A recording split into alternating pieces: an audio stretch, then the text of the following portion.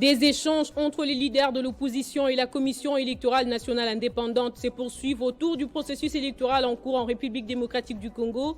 Ce lundi, Denis Kadima recevra une autre frange de l'opposition.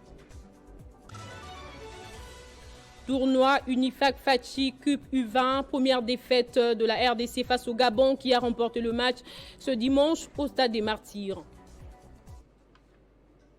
Bonsoir et bienvenue. Si vous nous rejoignez sur Télé 50, les revendications de l'opposition trouveront-elles gain de cause après la rencontre avec les présidents de la CENI, Denis Kadima récemment? C'est en tout cas la question qui caresse les esprits en ce moment. Pour les idées de Martin Fayulu, l'audit du fichier électoral doit être fait par une organisation internationale neutre. On écoute à ces propos Devos Kitoko, CG de l'ECID. Au courant de la semaine, on sera en mesure de répondre à cette question. Seulement, il faut retenir que M.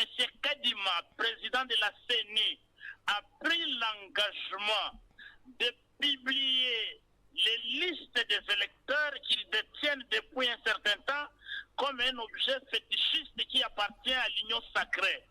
Il va publier centre d'enrôlement par centre d'enrôlement de façon que les Congolaises et les Congolais qui se sont fait enrôler puissent se rendre vérifier d'abord si leur nom existe et si leur nom existe, avait-il été bien enregistré et s'il y a des fautes sur l'orthographe des noms, il faut corriger. Deuxième étape, l'opposition a pris l'engagement quant à sa part d'exécuter les opérations inscrites dans le calendrier électoral pour éviter les retards.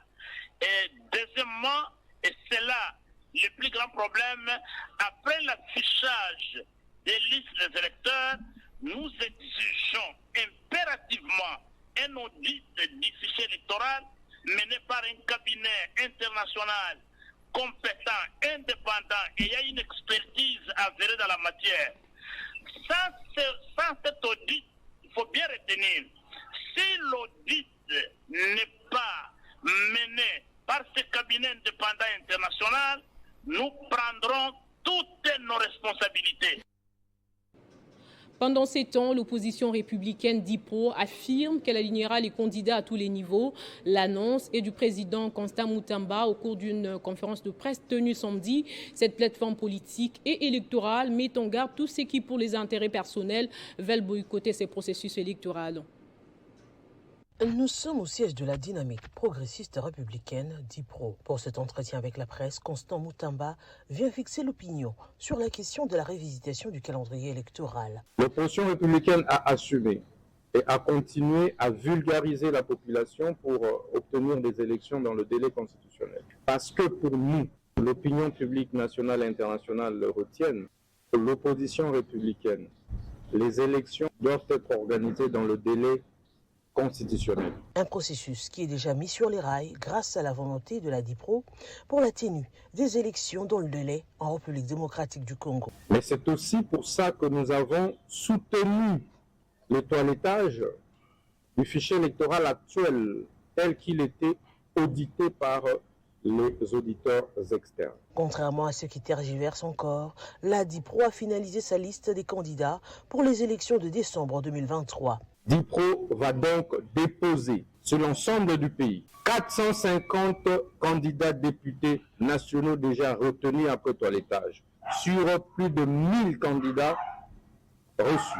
Une étape majeure a été franchie par la CENI avec le toilettage du fichier électoral et la mise en place de la BRTC. Ne reste plus que les élections, affirme Constant Moutamba. Le processus est en cours et ne reste plus que la date du 20 décembre pour la tenue des élections en RDC. Constant Moutamba s'est fait accompagner des différents présidents des partis membres de la DIPRO pour justement affirmer la position de la dynamique progressiste républicaine. Même son des cloches du côté du parti au pouvoir, l'on estime qu'il n'est plus question de reculer. Le train des élections est déjà en marche. Pour l'UDPS, la démarche de l'opposition est incohérente. Non, d'abord, je fais tout de suite remarquer l'incohérence qu'il y a dans la démarche de l'opposition politique. Il est à noter que l'opposition ne pas aller voir le président Denis Kadima comme un quidam, ils sont allés voir le président de la CENI. Alors on ne peut pas comprendre que cette opposition qui accepte l'invitation du président de la CENI, à juste titre, qui part pour effectivement participer aux consultations initiées par le président de la CENI, que cette opposition dise, écoute, monsieur le président de la CENI, on a besoin que votre bureau soit réformé. Est-ce que ça dépend du président Kadima? Pas du tout. Et donc, ils ont perdu des repères.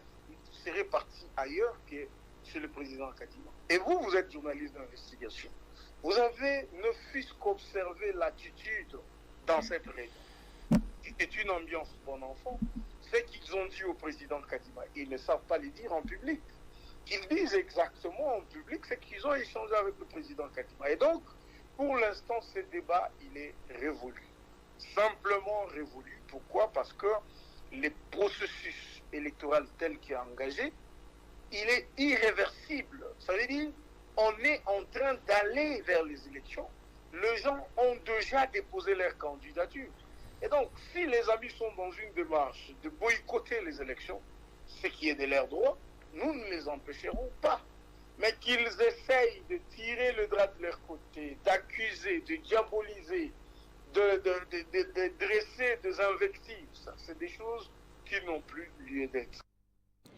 Processus électoral, le pays va petit à petit vers un boycott général des élections par l'opposition. Après Martin Fayoulou, la Confédération des fédéralistes pour la démocratie chrétienne, COFEDEC, a aussi appelé le membre de son parti au boycott. Ce parti politique exige à la Commission électorale nationale indépendante de réunir toutes les conditions. Cette position du parti cher au feu patriarche Vénan Chipassa a été rendue publique dimanche à partir de la ville de Goma par le secrétaire général. La COFEDEC constate que le processus devra conduire à des élections inclusives, crédibles, transparentes et apaisées et hypothétiques. Eu égard à ce qui précède, considérant notre attachement à l'idéologie de nos pères fondateurs, qui étaient persuadés que, dans un monde gangréné d'innombrables vices, comme c'est le cas actuellement dans notre pays, seules les valeurs morales d'amour de la patrie, de tolérance, de combat loyal constituent une lampe au pied des acteurs politiques en même temps qu'un garde-fou. Consciente de la noble mission qui est nôtre en tant que parti politique, celle de regrouper et exprimer les besoins ainsi que les problèmes qui préoccupent la communauté, concilier les revendications opposées et les transformer en politique générale. Au demeurant, compte tenu du tableau sombre si haut évoqué, la COFEDEC décide de ne pas déposer la liste de ses candidats au processus en cours et leur demande de rester sereins et mobilisés pour les élections.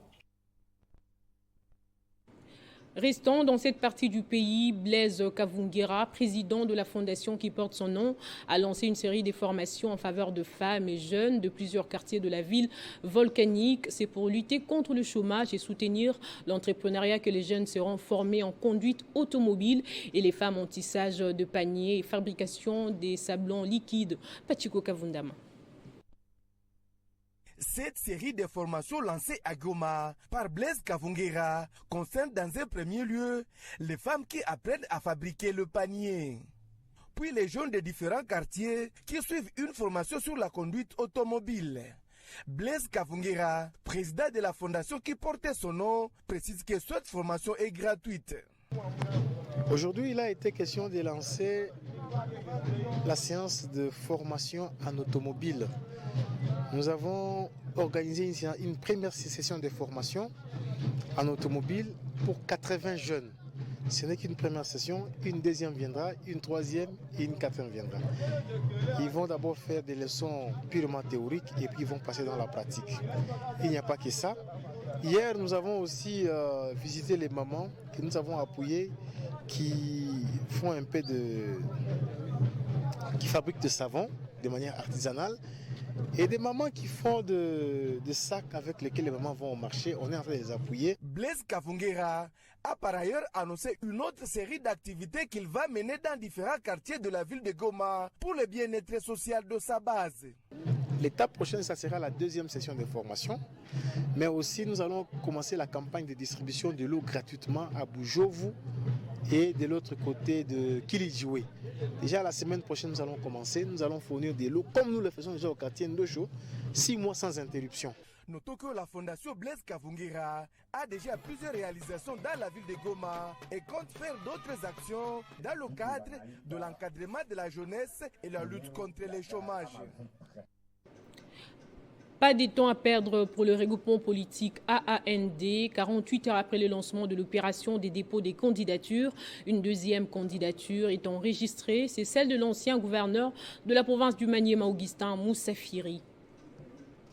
Le regroupement politique Alliance des Alliés nationalistes pour la démocratie, AAND en sigle, enregistre déjà sa deuxième candidature à la députation nationale.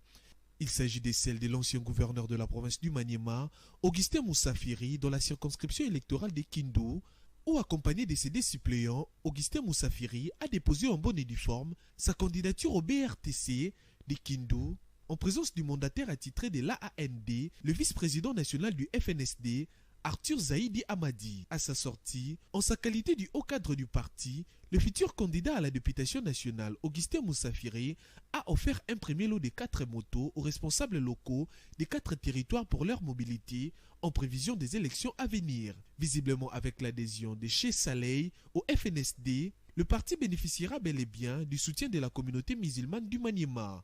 Aujourd'hui, c'était le tour du Cheikh Saleh bin Mansoura qui venait d'adhérer au FNSD. Notre formation politique est connue comme la seule qui incarne les valeurs républicaines. Nous croyons qu'avec de nouvelles énergies comme ça, nous allons faire élire le chef de l'État, Félix Antoine Tshisekedi Tshilombo, pour son second mandat à la magistrature suprême. La AND poursuit son chemin dans différentes étapes du processus électoral.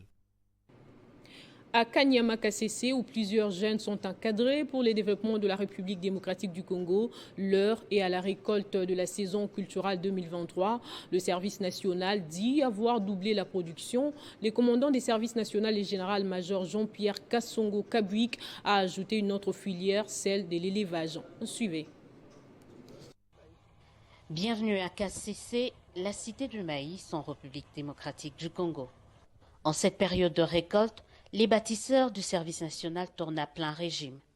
La récolte est prometteuse, à la grande satisfaction du commandant de ce service, rattaché à la présidence de la République.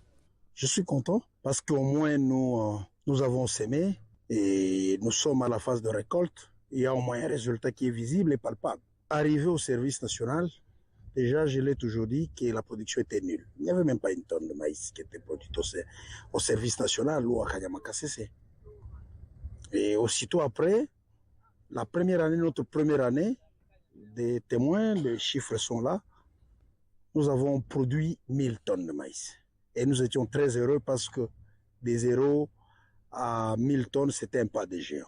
Mais quelque part, nous étions insatisfaits parce que nos ambitions étaient d'arriver à produire des dizaines de milliers de tonnes. Ce qui est fait aujourd'hui, de 1000 tonnes à la production de 2019, aujourd'hui, il y a plus minimum 15 000 tonnes, parce que la récolte continue. Minimum 15 000 tonnes. Certes, le service national est en train de battre son record en termes de production, mais ce n'est pas encore assez pour réduire la dépendance de la RDC. En présence des milliers de ses militants habitant à Lubumbashi, Kalimbouyi, président du parti politique Vision Fachi Rénové, a inauguré le nouveau siège provincial de la VFR au Katonga. Une occasion pour ces soldats de Félix Antoine Tshisekedi Tshilombo de réaligner ses troupes en ordre utile en vue des prochaines élections. Le quartier Bel Air dans la commune de Kampemba à Lubumbashi a connu une ambiance particulière ce samedi 1er juillet dans la matinée avec des milliers de militants du parti politique Vision Fachi Rénové. Une véritable démonstration des forces politiques pour ces partis porte-étendard de la vision du président de la République. Sur invitation de leur président national Kalim Bouyi, ces hommes et femmes sont venus en masse pour participer à l'inauguration du siège provincial de la VFR au Katanga. Après les mots de bienvenue, Kalim Bouyi a coupé les rubans symboliques et baptisé les sièges. Fidèle à son engagement politique, celui de soutenir la vision du chef de l'État, Kalim Bouyi a rappelé dans son message à l'assistance que Félix Antoine Tshisekedi Tshilombo n'a pas de concurrent dans les Katanga et que sa victoire est assurée. En témoigne cette extraordinaire mobilisation faite par la VFR sur l'ensemble de la province.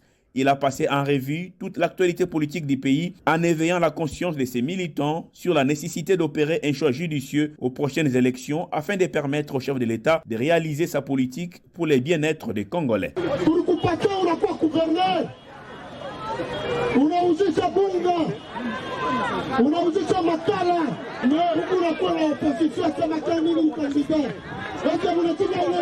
Sur invitation de l'un de ses fils culturels, AGH Matembo Toto, le président de la Fondation katangaise, Raphaël Mututa, à la tête d'une forte délégation, était à Kinshasa pour participer à la rencontre de la fraternité katangaise organisée à l'initiative du questeur de la CENI et notable du Katanga. Ce dimanche, Raphaël Mututa a fait la restitution de son séjour dans la capitale au cours d'une conférence de presse à Lubumbashi.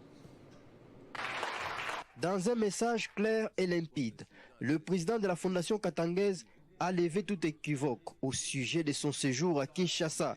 Nous tenons à remercier très sincèrement notre fils culturel, son Excellence AG Matembo Toto, pour avoir fait déplacer du Katanga pour Kinshasa une forte délégation de plus de 100 personnes de différentes structures katangaises en vue de parler katanganité.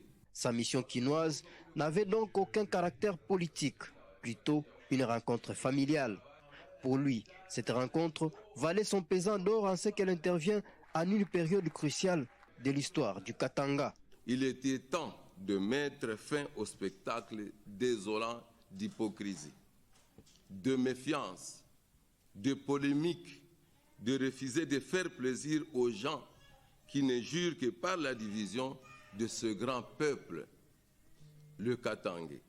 Il rappelle ainsi le soutien de la Fondation katangaise à l'un de ses fils, AGH Matembo Toto, dans tout ce qu'il entreprendra dans le sens de l'unité du Katanga. Nous lui réaffirmons à cet effet notre soutien indéfectible dans tout ce qu'il entreprendra dans le sens de revivification de notre unité, notre solidarité ainsi que notre fraternité. Un appel est lancé donc à l'unité des fils et filles du Katanga de toutes tendances confondues. Intense moment de réflexion sur l'ouvrage rédigé par le journaliste et écrivain camerounais Charles Onana qui alerte au sujet de la guerre qui sévit dans l'est de la République démocratique du Congo. Les scientifiques se questionnent sur que faire face aux dangers. L'Académie des Beaux-Arts a servi des cadres pour vulgariser et conscientiser l'assistance sur le contenu du livre Holocauste au Congo, leur méta de la communauté internationale de l'écrivain camerounais Charles Onana. Un document révélateur des coulisses du gigantesque massacre perpétré à l'est de la RDC par les ennemis du Congo. Les scientifiques ont réfléchi sur ce qu'il faudra faire après la connaissance parfaite de ces révélations. Charles a pris le courage d'écrire cet ouvrage. On a travaillé ensemble pour la communication. Charles m'a dit c'est pas normal. À l'extérieur, nous pouvons parler. Mais il faut que les Congolais même s'approprient cet ouvrage.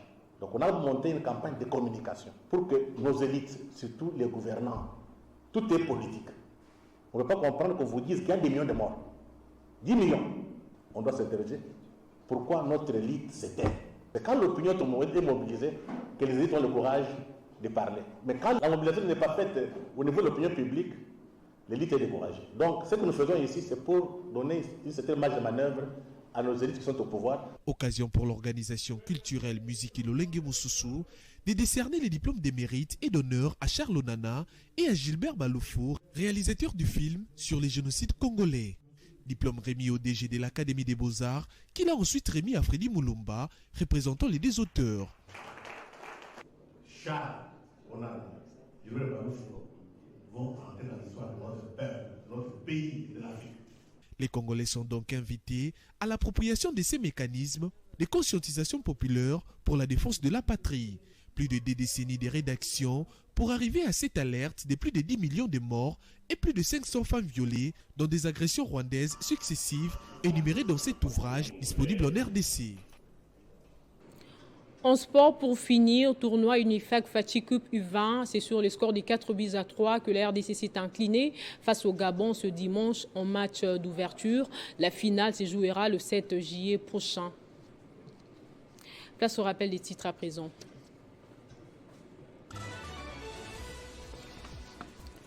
Des échanges entre les leaders de l'opposition et la Commission électorale nationale indépendante se poursuivent autour du processus électoral en République démocratique du Congo. Ce lundi, Denis Kadima recevra une autre frange de l'opposition. Tournoi Unifac Fatih Cup U20, première défaite de la RDC face au Gabon qui a remporté le match ce dimanche au Stade des Martyrs. Ainsi s'achève complètement ce journal. Merci à vous tous de l'avoir suivi et bonne suite des programmes sur Télé 50.